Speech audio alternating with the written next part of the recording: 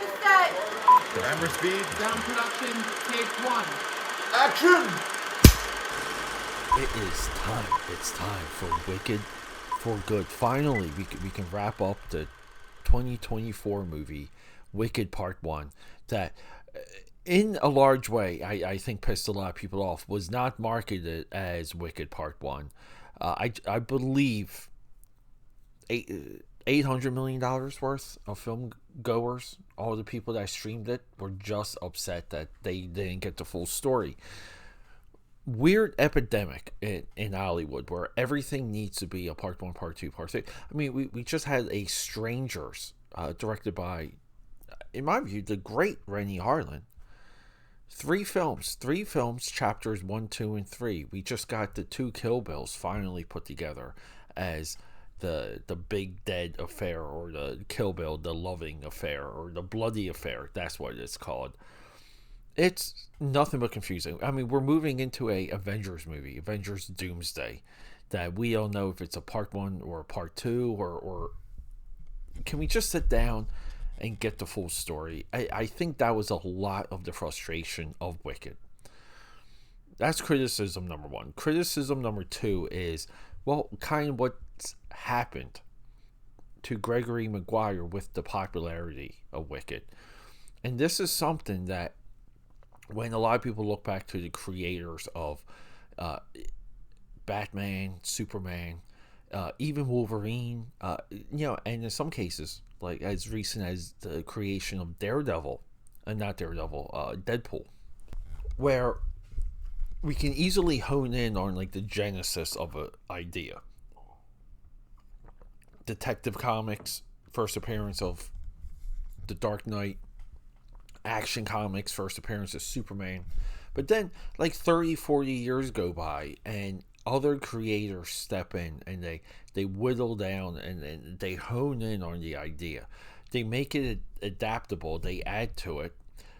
That fades away, someone else comes on board. They pick and choose the best ideas and they test them in the marketplace. What we've seen with Wicked is a complete watering down of Gregory Maguire, the true genesis, the true creation of Wicked. This part 2, it does some footwork to reintroduce an audience to some of the core concepts that Gregory Maguire has illustrated for us, or put down on paper for us in Wicked and its succeeding novels. I want to say it's a trilogy of books. But what we know Wicked from now is the musical, the stage production that rightfully so just swept people's imaginations. Wicked can go into any city, limited engagement, because you always hear that, and sell out. It will sell out high and low. The 2 individuals behind that, Winnie Hotzman and Stephanie and Steven Schwartz and Hoffman, they recreated Wicked in real time. We saw it with the more popular the Broadway production got, the more solidified and embedded, and the best ideas picked and choose solidified.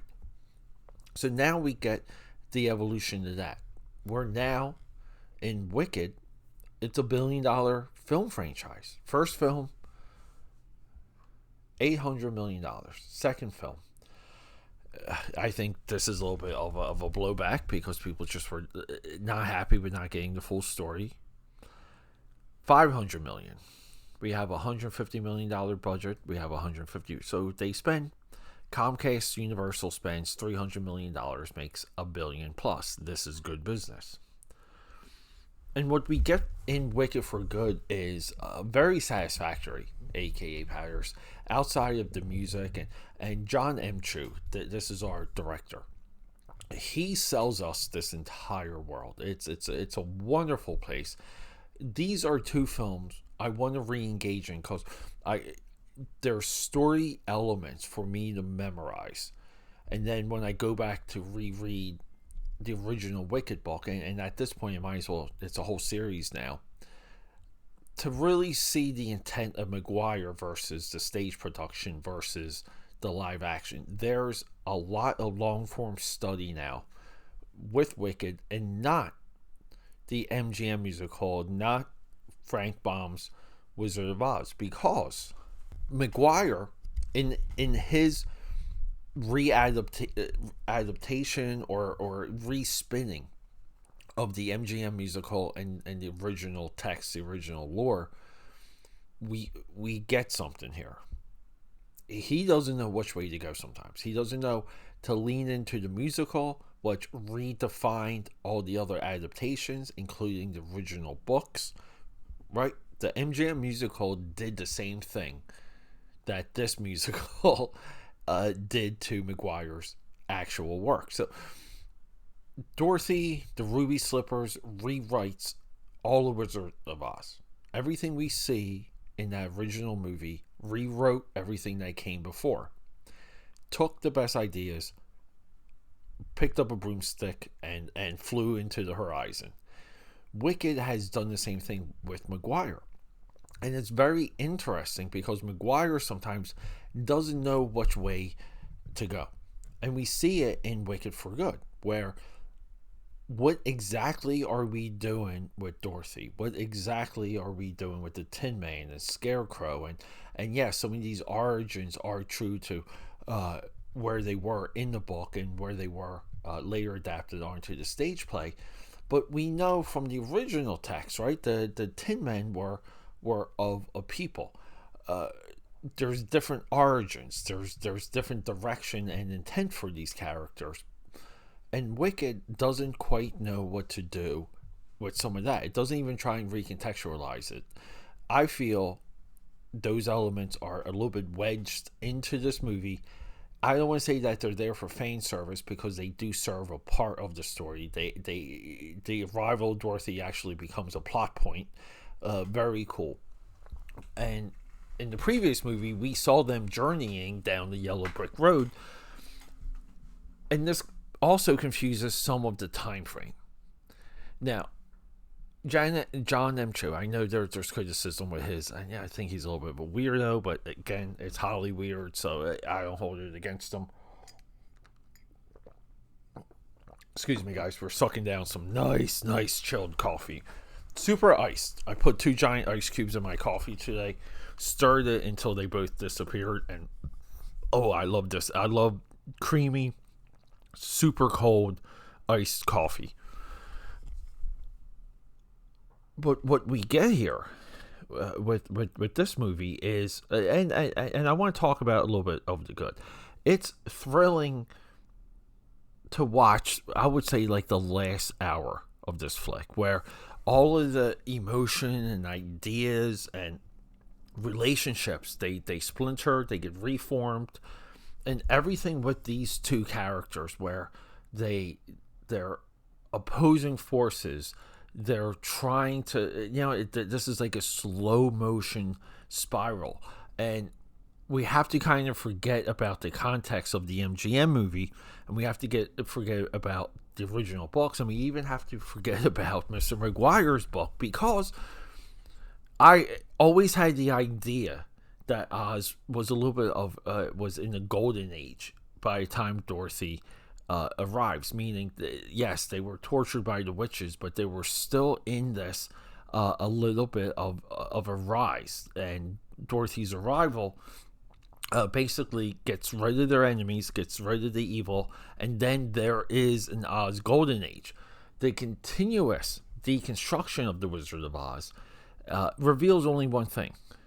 The golden age was never quite there.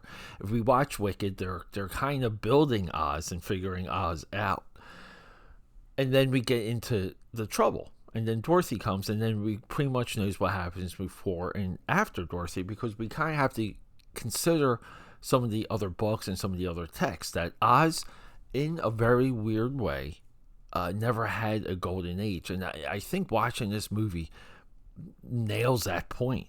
And it makes Oz a little bit more nightmarish, makes it very deceptive. It's almost like a two-way mirror where from far away it looks beautiful, but the closer you get, it's just maddening, and you run for the hills, literally run for the poppy fields. But AKAPAD, Wicked for Good, it just, in my view, and I like musicals, I like things of this nature where it's just big and over the top, and every single thread, every single costume is designed perfectly to be on screen. And we're engaged in logic-based storytelling. Every single thread, everything you would want to know is pretty much explained in this movie.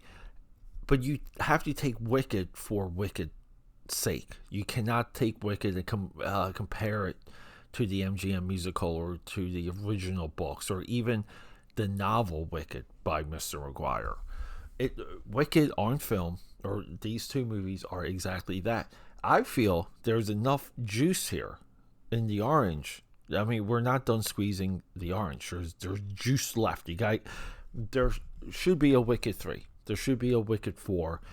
They definitely can continue this franchise. I would continue it post Wizard of Oz movie. I would roll in the MGM movie in the beginning of Wicked Part 3. Roll it in. Just do it. Define it now. Make that middle movie or Wicked for Good seem way more interesting, and then continue the story with Dorothy, on her adventure, leaving Oz and later to come back. But yeah, guys, Wicked for Good. I enjoyed it. I liked it. Roll sound. Rolling. Sound production, Let take me 2. cut in. Sorry, AKAPADers. I know it's such a hot, passionate episode, but I'm breaking the flow real quick just to remind you guys. If you want to support me, one of the best, easiest, and free ways to do it, leave a comment. Give me a like. I know there's someone out there that that loves film as much as I do, that love the film industry as much as I. Show this to them. Comments, likes, and reviews, positive or negative, it doesn't matter. We need to increase our reach, and to do that requires your involvement in everything that I do. We're linked. We're forever bound. You're the membrane, I'm the muscle. So guys, let's just do it. One review. Do you have it in you? Okay, back to the show.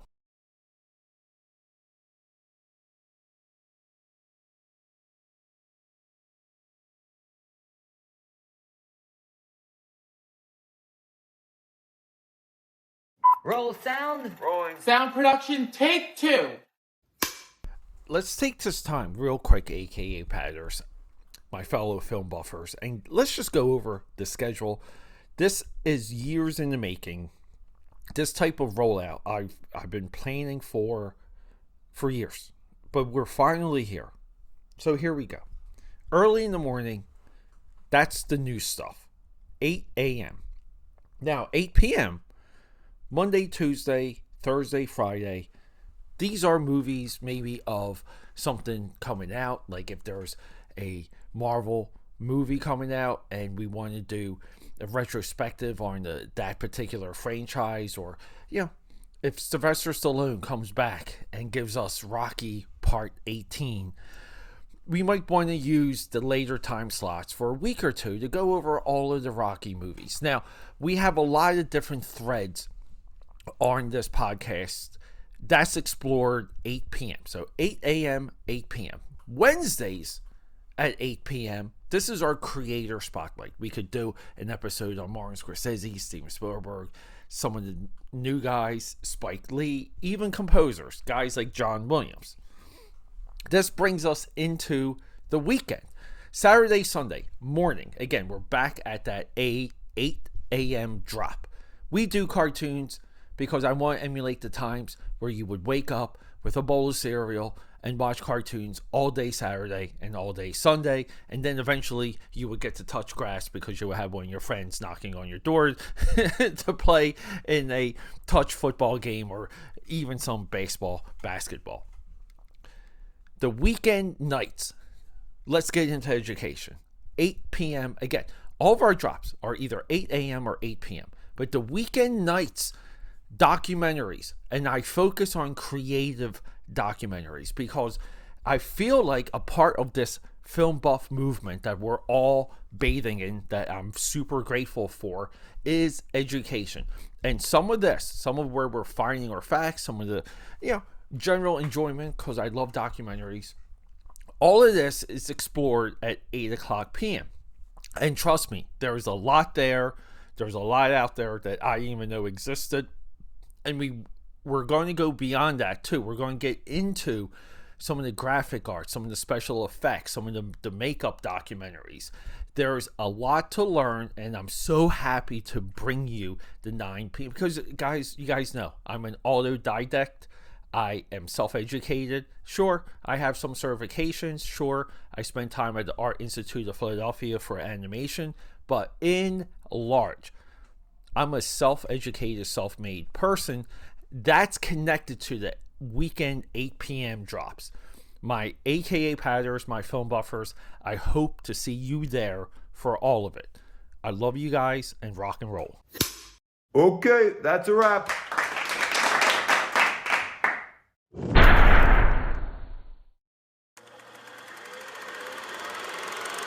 Okay, that's a wrap.